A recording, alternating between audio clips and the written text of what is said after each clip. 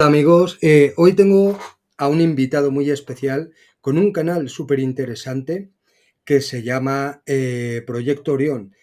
Simón Guardia es un experto traductor de muchos vídeos, de muchas conferencias de Mauro Biglino. Yo especialmente lo encontré por ti, porque estaba buscando por internet, por YouTube, y me encontré con un vídeo de Mauro Biglino eh, traducido por ti. Y bueno, haces un gran trabajo, Simón, de verdad. Muchas gracias por invitarme. Y bueno, nos une tantos temas de misterio, temas de Sí, investigación, temas de ir desmitificando cosas que se dan por supuesto como una verdad. Y claro, estamos contra sistemas en todo este tipo de cuestiones. Más que todo el tema de la espiritualidad y eso más adelante en esta conversación lo vamos a ir tocando. Muchas gracias por la sí. invitación. Nada, hombre. Gracias a ti por venir. Dale. A mí me interesa mucho el tema de los Elohim, que según se explica, según las traducciones verdaderas que ha hecho Mauro Biglino, no era solamente Yahvé el único Elohim que había, que lo han colocado como un ser súper poderoso, ¿no? Sino que había muchos más Elohim en todo el planeta, además. En Sumeria, por ejemplo, se llamaban Anunnakis, en la India los Devas, en diferentes puntos del planeta se les llama de diferentes maneras, pero son las mismas entidades que controlan el planeta desde hace miles de años. Sí, Sí, el tema es bastante complicado porque partiendo del punto de vista, bueno, de la investigación de Mauro Biglino, se hace muy difícil porque en las traducciones del inglés como al español, todos lo colocan generalizándolo como Dios. Y ahí se vuelve sí, la primera complicación. Y al estudiar el hebreo, no solamente Mauro Biglino, sino también de César Silva, es bueno tener varias fuentes, indican que la palabra Elohim es una palabra en plural. Tú te colocas una vibra interlineal en internet y sale la palabra plural y en sus diversas derivaciones. A partir de ahí buscamos y tenemos varias pistas incluso en español. Yo tengo aquí 3 anotadas cuando dice, hagamos al hombre a nuestra imagen y semejanza. ¡Wow! Un plural. Otra pista, el hombre será como uno de nosotros. Otro plural. Tercer plural, bajemos y confundamos al hombre en el tema de la Torre de Babel. Y aquí mm, estas 3 pistas son interesantes porque aunque en la traducción dice Dios dijo esto, al final hay un plural ahí. Aquí entra el tema de las interpretaciones religiosas. No, eso tiene que ver con la Trinidad o no, eso tiene que ver con los ángeles. Y Mauro Biglino enseña que una de las mejores formas para llevar una buena lectura es hagamos de cuenta de lo que está escrito está ahí. Que eso que está escrito es verdad.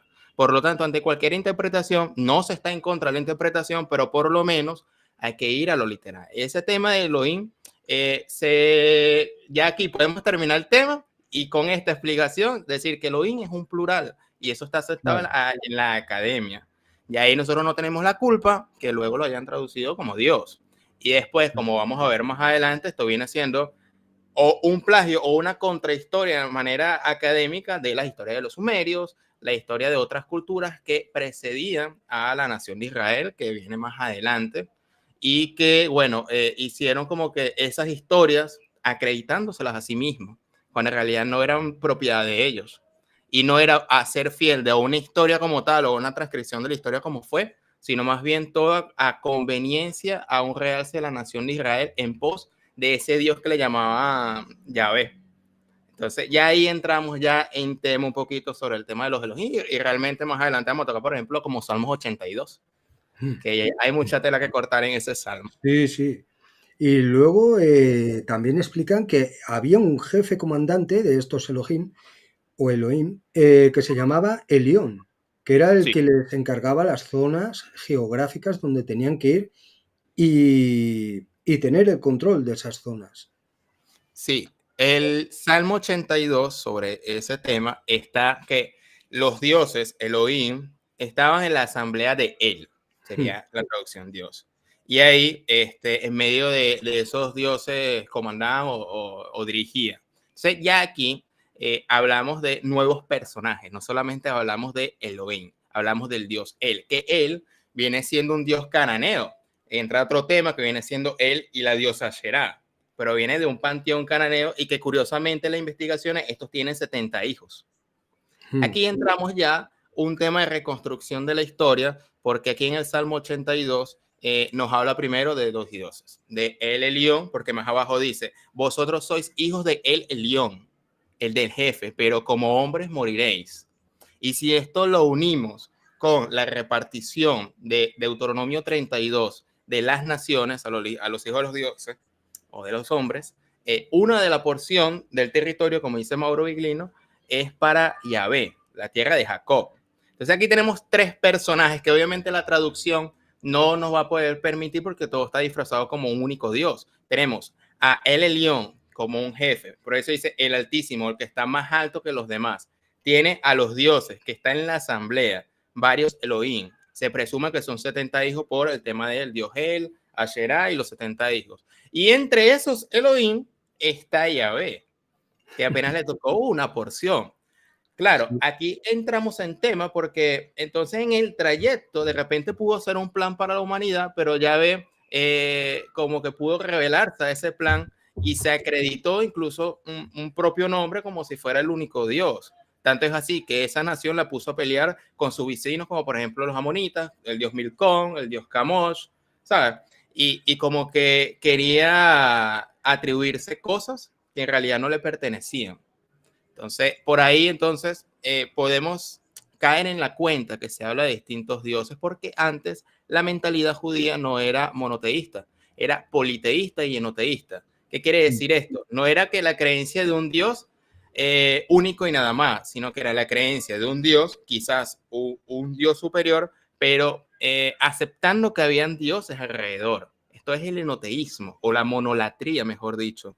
Eso es importante porque se está juzgando, o muchas veces se juzga, los valores y la historia de la actualidad hacia el pasado, cuando en realidad la mentalidad judía tenía dos aspectos distintos. No tenía una mentalidad espiritual o una metafísica desarrollada en su colectivo, y segundo, era monolátricos, es decir, creía en muchos dioses, solamente que agarraron después a Yahvé, luego del exilio de Babilonia y todo lo demás, para realzarlo sobre otros dioses. Reescribieron una propia historia que no fue fiel a la historia real.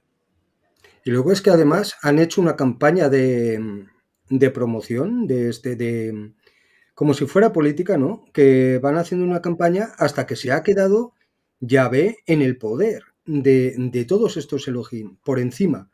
Por encima. Y claro, luego, más adelante nos topamos unas figuras como Jesús de Nazaret. Y Eso. eso ya nos estamos adelantando siglos después, porque estos doctores de la ley, desde el 500 a.C., el exilio de Babilonia, reescriben estos libros y dicen, oye, tenemos un problema. Ahí tenemos ya escrito la palabra Elohim en el Génesis. Bueno, pero vamos a dar la impresión de que sea un Dios. Vamos a ponerle entonces vará, un verbo en singular. Y quieren como que ajustar las historias, pero al final hay pistas.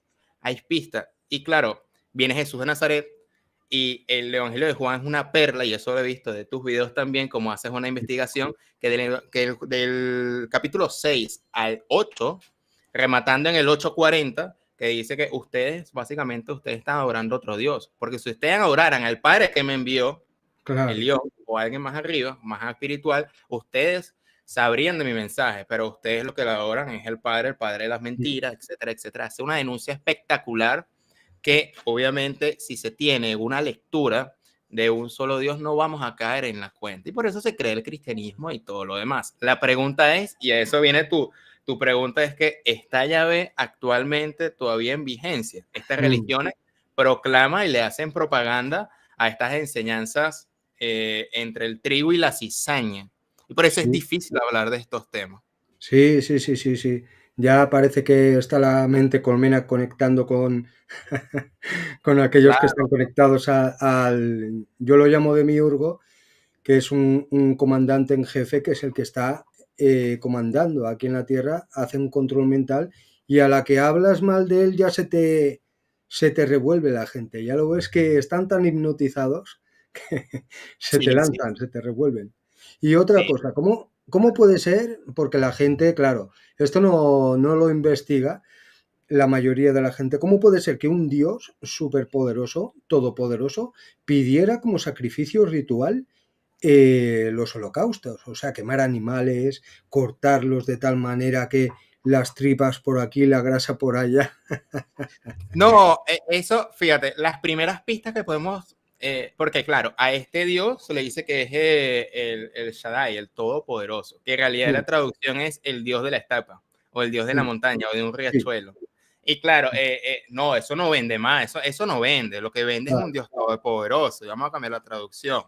El primer tema que podemos contradecir es el hecho de que al decir, por ejemplo, en el Génesis 6, yo me arrepiento de haber creado al hombre, cuando si leemos en números, tratan de corregir y decir, no, Dios no dijo de hombre para que se arrepienta, ni un ser humano para que mienta.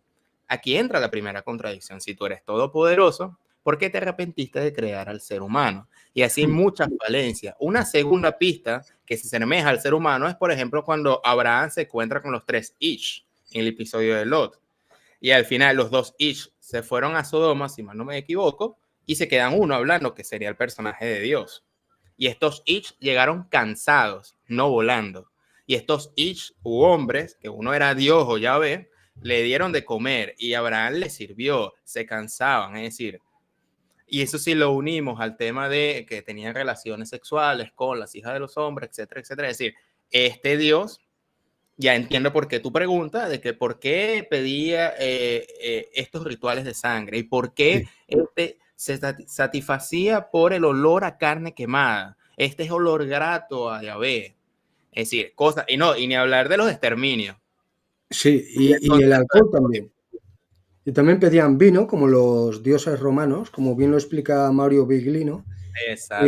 El vídeo que vi, el tuyo, que traduciste, ¿por qué pedían los Elohim? ¿Por qué pedían olor a, o sea, por qué les gustaba el olor a carne y a vino? ¿Y por qué pedían vino?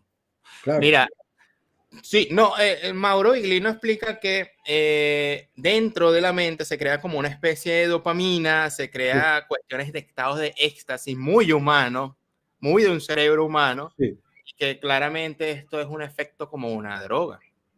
Y estos dioses de alguna forma pedían este tipo de pócimos, este tipo de cuestiones a causa de un ritual, porque el ritual en el ser humano causa, digamos, adoración, causa sumisión. Es decir, no solamente quema esto y no, necesitaba un protocolo a sabiendas de cómo actúa la psique humana y el colectivo para que precisamente mediante ciertas historias que le cuentan al humano de religiosidad, simbología, etcétera, al final le termina sirviendo a ellos. Eso se ve tanto como dices tú, como dice Mauro también, en los dioses griegos, que tienen la misma similitud a los dioses o el dios Yahvé o estos otros dioses vecinos, que al mm, final, no me acuerdo muy bien, pero en un relato antiguo que decían, pero ¿por qué ustedes de los dioses griegos nos reclaman a nosotros si al final nuestro dios es igual al de ustedes?